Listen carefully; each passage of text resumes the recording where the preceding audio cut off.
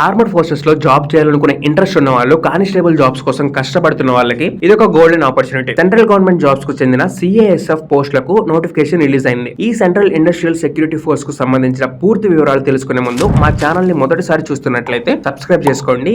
Video explanation కనుక నచ్చినట్లయితే ఒక చిన్న లైక్ చేసి షేర్ చేయండి. వీడియోలోకి వెళ్లే ముందు మీ అందరి కోసం ఒక క్వశ్చన్ అన్నమాట.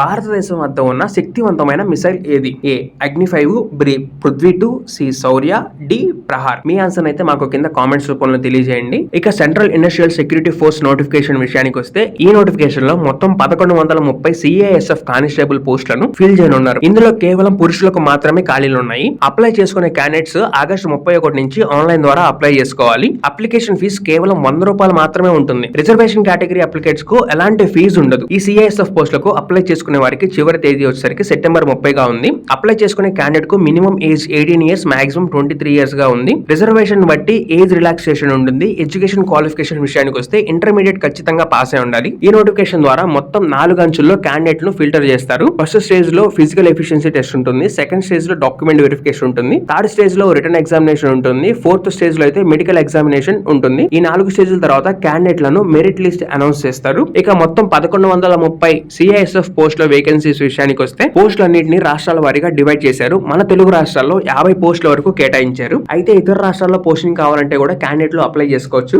కానీ లోకల్ వాళ్ళకే మొదట ప్రిఫరెన్స్ ఉంటుంది. రిక్రూట్మెంట్ ప్రాసెస్ లో వేకెన్సీస్ కూడా పెరిగే అవకాశం ఉందని నోటిఫికేషన్ లో చాలా క్లియర్ గా ఇచ్చారు. 2 ఫిజికల్ టెస్టుల తర్వాత రిటర్న్ ఎగ్జామ్ ఉంటుంది. ఈ రిటర్న్ ఎగ్జామినేషన్ లో 100 మార్కులకి 100 ప్రశ్నలు ఉంటాయి. పరీక్ష రాయడానికి 2 గంటల సమయాన్ని కేటాయిస్తారు. Part A, part B, part C, part D ఇలా మొత్తం 4 కేటగిరీలో క్వశ్చన్స్ ని అడుగుతారు. జనరల్ ఇంటెలిజెన్స్ లో 25 ప్రశ్నలని, జనరల్ నాలెడ్జ్ లో 25 ప్రశ్నలని, ఎలిమెంటరీ మ్యాథమెటిక్స్ లో 25 ప్రశ్నలని, ఇంగ్లీష్ లో 25 ప్రశ్నలని అడుగుతారు. ఎగ్జామ్ ను ఆన్లైన్ మోడ్ లో కంప్యూటర్ లో కండక్ట్ చేస్తారు. మల్టిపుల్ చాయిస్ క్వశ్చన్స్ ఉంటాయి. ఎగ్జామ్ లో అడిగే ప్రశ్నలన్నీ ఇంటర్మీడియట్ లెవెల్ లో ఉంటాయి. తమకు ఇచ్చిన ఓఎంఆర్ షీట్ లో క్యాండిడేట్స్ ఆన్సర్ ఫిల్ చేయాల్సి ఉంటుంది.